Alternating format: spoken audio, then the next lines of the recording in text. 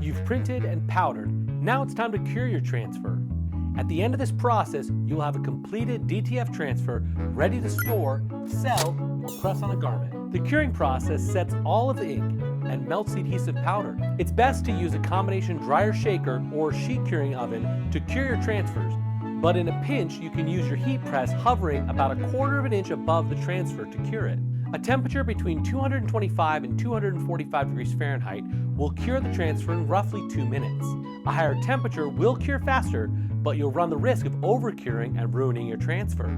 A properly cured transfer will have an even orange peel texture across the entire printed area. It literally looks like a white orange peel.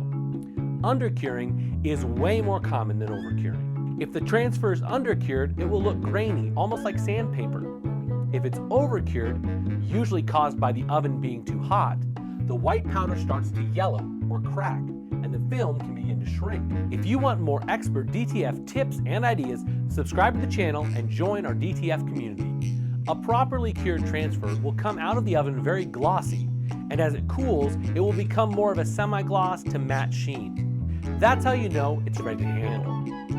If you're going to store them, just make sure they're in a dry, temperature-controlled space that is away from direct sunlight. If you're making the finished garment, it can be pressed right away. Speaking of pressing, we have a video on that right over here.